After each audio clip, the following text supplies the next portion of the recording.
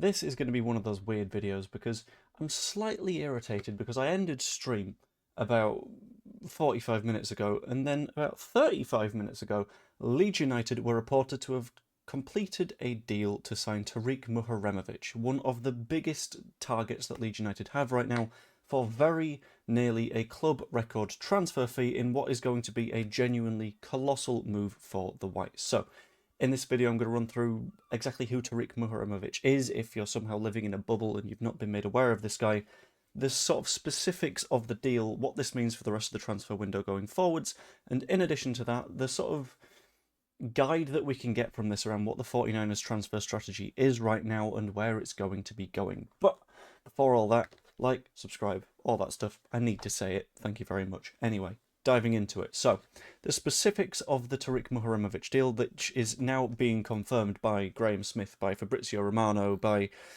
Gianluca Di Marzio, basically everyone that is anyone in the world of transfer news, whether that is in Italy or on the Leeds side or wherever, is saying that this move is done. The specific figures involved are fairly vast. So, Leeds United's previous biggest fee paid for any footballer was for Jorginho Rutter. It was all in about 40.5 million euros, which is incredibly large. Well, Muharemovic has gotten very, very close to that, reportedly costing Leeds United 40 million euros, and I believe the majority of that is up front because we've not heard anything about add-ons, but as we learn more and more, I will happily get that information across because we don't really know the structure of that move just yet.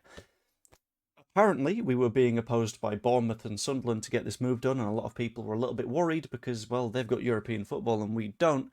However, that doesn't seem to have been a factor as we got the deal done after what seemed to be a fairly quick day of negotiations with Sassuolo. Apparently, we started having those conversations with them this morning, and now it's just gone 7 p.m. at the time of the news coming out, and let's be honest, we've been very, very quick and very, very efficient in getting this one done. I'm a big fan of it. When it comes to the personal terms with the player, these are also very, very interesting. 1 second, I need to get a cat out of the office. Excuse me, Iris. Thank you very much. Papa needs to focus. There we go. So, in terms of personal sort of terms and the side of that, which are equally important when it comes to attracting a player, especially a young, upcoming player that's got a hell of a lot of potential about them, Muharemovic genuinely didn't cost as much as I might have initially expected. It'll be a slightly lower wage than Dan James gets, which is somehow on £75,000 a week, which is absolutely colossal, but you know what? That's fine. He earned that contract when we were in the Championship. A little bit less than Noah Okafor, who was on £72,500, and equal to Ethan Ampadu, who is on £70,000 a week. That is what we are expecting to pay Tarik Muharemovic for the length of his contract. The word is said contract will be a 5-year deal, so it'll take him up until 2031. Having that long deal in place that goes until the guy's 27 years old means that we're getting some very, very key years of his career, but in addition to that, we've protected his value incredibly well. Even if he has 3 really good years with us, he won't hit the final year of his contract, and if he wants to force a move, fine, so be it. We can charge a very, very high fee for him.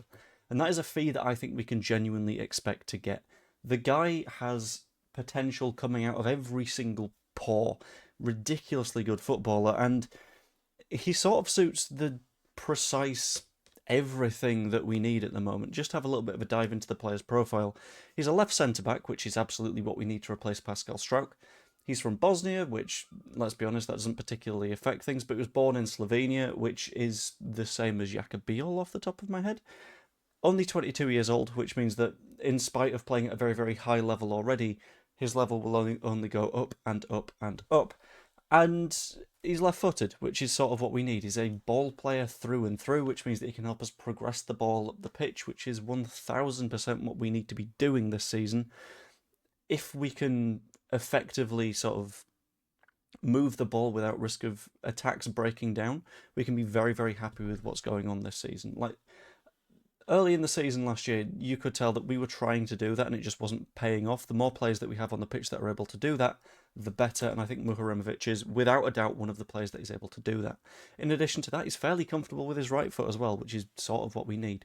One of the weird things is he hasn't really played in a 3 at the back too often, but that's something that can be fairly easily trained into a player. It's easier to go from 4 at the back to 3 at the back as a centre-back than 3 at the back to 2 at the back. because if you go from a 3 to a 2, you've got more responsibilities because there's only 2 centre-backs, whereas if you go 2 to 3, you've got fewer responsibilities because there's 3 of you defending, you can sort of work it out between you, and he'll have basically all of pre-season with Leeds United, which in my opinion is 1000% what is important for this move. It does tell us quite a lot about what the 49ers are going to be doing with their strategy as well, because last season you could see that we were buying players of a certain age who were in a similar category that were already at their peak of performance. An Anton Stack, for example, Dominic Calvert-Lewin, another example, Gabby Goodmanson, players that were 26, 27, 28, that sort of rough territory that didn't have a hell of a lot of developing to do, but had experience and were used to playing a significant amount of football at a good standard. Muharemovic is a slightly different adjustment on that.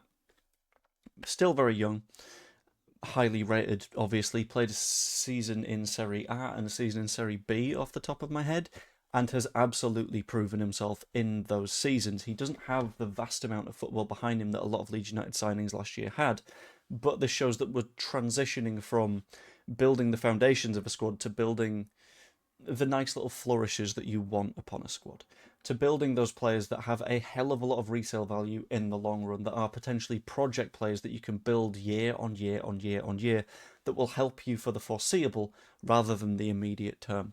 Someone like an Anton Stack in 4 years' time is not going to be as useful because he'll be 31. Yeah, he'll still be a decent footballer, but the physicality of someone that tall, knees aren't going to be too good for him at that point, whereas Muharemovic, at that point, he's going to be 26, is just going to be coming into his peak years. This is what we've needed to do for a while. Build out that senior chunk of the squad, but have players behind them that are able to gradually come through and build up through the ranks and ultimately add to that first team. And the fact that we are doing that is genuinely fantastic. I'm very happy with it. In addition to that, splashing out a little bit more on individual players is something that I think we really need to do, and we are proving to do so. And it also sort of lends credence to the idea that we're potentially going for Shea Charles at the numbers that have been said, because same sort of age, significantly lower price point, obviously, but same sort of idea of very promising player that is going to come through as time goes on. And I'm very sort of excited to see how that one goes. So, to sum up, Tarik Muharemovic, coming from Sassuolo to Leeds United on a €40 million deal, comes across as £34 million, our second highest transfer fee of all time, which is very nice. £70,000 a week, in my opinion, decent amount spent on wages means that you get decent players in through the door. I've always been of the opinion that you can tell more about a club's progress by its wage bill than its transfer bill. Sorry, I'm also keeping an eye on France versus Spain at the same time. It's a very interesting game of football. But he's absolutely what we need and is very much a sign of intent for the rest of the season going forward. 2 transfers in, Harry Wilson, who was well sought after and we managed to grab because we just threw everything behind getting him, will be a very, very strong addition to Leeds United, followed by Muharemovic, again, similar sort of vibe, significantly younger, but is another sort of jewel in the crown at Leeds. This is adding up to become a very, very good window if we can keep the momentum going, and hopefully we do. But anyway, I'm going to leave that video there, as short and sweet as I can. I'm going to get back to watching France versus Spain. If you enjoyed, pop a like on it, subscribe, all that kind of stuff.